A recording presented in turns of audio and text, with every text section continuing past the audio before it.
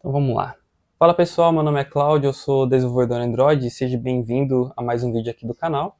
E como o título já diz, eu vim trazer um pouco da minha experiência de como eu consegui um trabalho na gringa e também dar algumas dicas, alguns passos do que eu fiz que talvez você possa fazer também para conseguir o teu próximo trabalho aí na gringa ou o teu primeiro trabalho na gringa, certo? Antes de mais nada, eu quero dizer que essa é a minha experiência, então cada um vai ter uma experiência totalmente diferente.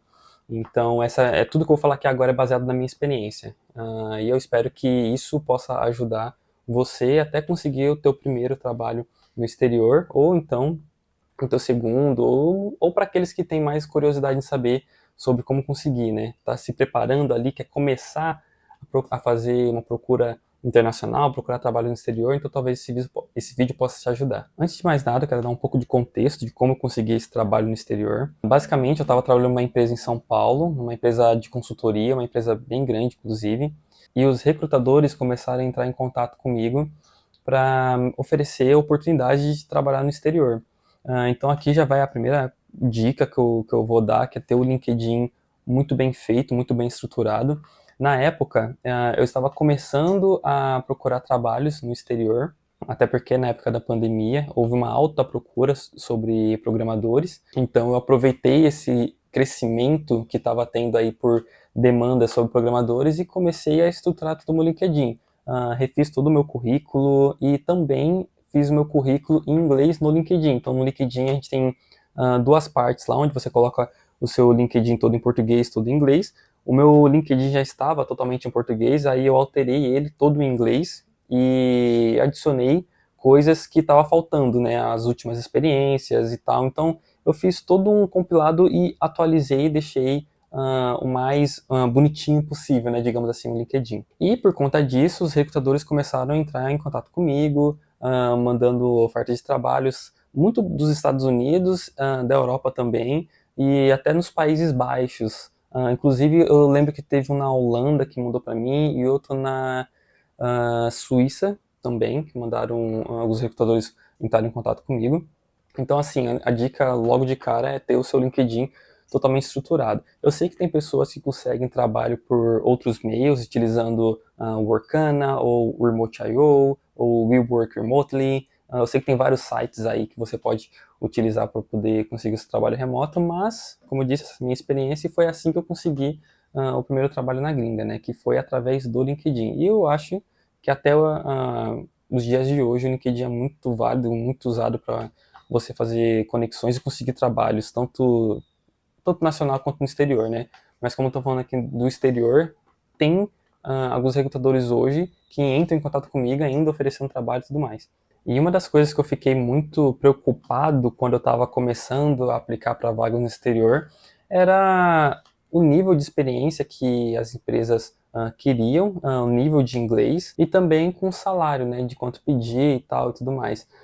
Então, para começar, com o nível de experiência, as empresas naquela época sempre quis que o candidato fosse bom naquilo que ele estava se propondo a fazer, né? Então, como eu estava aplicando para vagas de Android, eu já tinha um torno de 5 anos de experiência na época. Eu já estava com 5 anos de experiência trabalhando com Android, então eu já sabia Java, já sabia o XML, o Kotlin, e o Jetpack Compose, né, que já são as ferramentas, já são as ferramentas mais novas aí do desenvolvimento Android. Então, como eu já tinha uma certa experiência já no Android, então foi bem mais fácil de eu conseguir esse trabalho, tanto é que quando essa empresa entrou em contato comigo, eles ofereceram um salário assim que estava 4 vezes mais do que eu estava ganhando, e eu já não estava ganhando mal quando eu estava trabalhando nessa empresa de consultoria em São Paulo. Mas eles me ofereceram essa vaga e era em dólar, então, enfim, não tem como competir o real com o dólar, né? Eu acabei aceitando essa vaga. Os requerimentos que essa empresa pediu foi que eu fizesse um software como um teste para eles, né? Então, várias empresas pedem tipos de testes diferentes, tem uns que fazem um teste que você tem um tempo limite, 1 hora e meia para você poder resolver, outros vêm faz um teste com você, coloca um site lá onde você tem que colocar as respostas de cada questão, e vão te dar várias questões técnicas tal para você poder passar. Comigo foi diferente. Essa primeira empresa, eles fizeram primeiro uma entrevista técnica comigo, que já foi diretamente com o Tech Lead, e ele me fez perguntas relacionadas a Android e tal e tudo mais, e eu respondi. Foi uma entrevista bem tranquila, foi super de boa assim, e foi umas perguntas que eu já sabia, que já estava no meu cotidiano como programador, né? Então não foi nada de outro mundo assim. Então isso é até uma das dicas que eu sempre dou, inclusive para quem vem me perguntar como conseguir um trabalho remotamente. Quando você está trabalhando na área, fica tudo muito mais fácil você fazer a entrevista, porque você já está na área, você já está trabalhando ali com projeto, você já está familiarizado com padrões de projetos, com, enfim, clean code e tudo mais, então é muito mais fácil você estar respondendo questões que vai estar totalmente frescas na sua memória, né? E ele pediu que eu fizesse um exemplo de um aplicativo para ele, né? Então, essa empresa, eu lembro que essa empresa, ela estava começando um aplicativo que era com Kotlin e Jetpack Compose. Eu estava iniciando no Jetpack Compose, então para mim foi um desafio, porque foi o primeiro projeto que eu fiz do zero, até porque essa empresa tinha já a versão iOS já rodando e eles precisavam da versão Android, né? Então foi uma coisa totalmente nova para mim, foi um desafio que eu aceitei ali fazer. E, enfim, eles estavam querendo que o aplicativo fosse tanto em Kotlin e Jetpack Compose, eles pediram para fazer esse aplicativo como exemplo para eles. E esse aplicativo teria que ter um globo. Sabe o Google Maps, onde você abre ali, ou o Google Earth, que você abre ali, você vê o mundo, não é nem o Maps não, é o Earth mesmo, o Google Earth, que você abre ali, você vê o globo. Então, eles queriam algo parecido, que eu fizesse alguma coisa que mostrasse ali o globo da Terra, né, no aplicativo para o usuário, e eu tinha que fazer algumas coisas com esse globo também, colocar alguns pontos e ligar os pontos, por exemplo. Vou ligar um ponto de São Paulo à Bahia, por exemplo. Então eu ligava, fazia uma setinha que saía de São Paulo e ia até Bahia. Então eu fiz esse globo. Eu utilizei até um framework, não foi o Google Maps, nada da Google, nem lembro agora qual foi o framework que eu usei. Mas enfim, eu fiz isso utilizando Jetpack Compose, Kotlin, enfim, as últimas tecnologias aí do Android, padrão de projeto, enfim, eu coloquei todo o conhecimento que eu tinha ali naquele projeto e mandei para eles.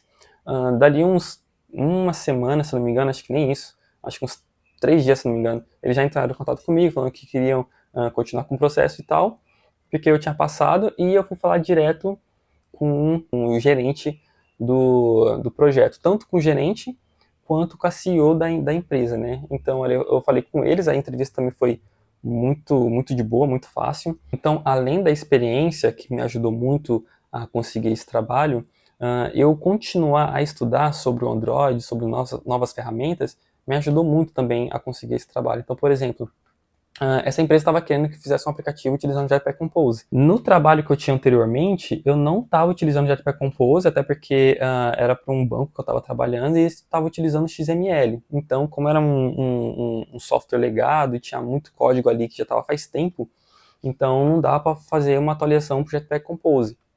Então, eu estava utilizando somente XML. Então, a parte, em projetos pessoais meus, eu já estava estudando sobre Jetpack Compose, sobre como funcionava, como fazer a integração da interface ali com o ViewModel. Eu estava entendendo ali como funcionava tudo. Então, minha dica é justamente essa, você estudar tecnologias que sejam além do teu trabalho, né? Porque no trabalho ali você vai ter aquelas tecnologias que você vai estar mexendo todo dia. E, fora do trabalho, em projetos pessoais, você estuda tecnologias que são promissoras e que você vê que lá no futuro vai estar sendo utilizado, que na época eu já estava estudando sobre Jetpack Compose. E a mesma coisa está acontecendo agora, porque eu comecei a aprender o Kotlin multiplataforma, né, o famoso KMP, e por conta de um certificado que eu tenho do KMP, eu consegui uma outra entrevista para trabalhar numa outra empresa, né? Isso é atualmente, consegui essa entrevista e já estou no processo de entrevista para essa empresa. Então, estudar novas tecnologias que você vê que está sendo amplamente usada pelo mercado é uma coisa que realmente vai te ajudar a conseguir um trabalho no exterior facilmente. Um segundo ponto também, uma segunda dica que me ajudou a conseguir um trabalho para o exterior foi ter projetos no GitHub. Então, toda aquela tecnologia que eu estava aprendendo o KMP, o Jetpack Compose, qualquer tecnologia nova que eu aprendia que eu falava, não, essa tecnologia vai ser interessante porque no futuro vai ser bastante usada, ou que já estava sendo utilizada, eu criava um projeto novo ou um repositório que eu já tinha lá no GitHub e subia essa tecnologia nova que eu estava aprendendo na época no repositório do GitHub. E é engraçado que vários recrutadores vieram entrar em contato comigo justamente pelo meu GitHub.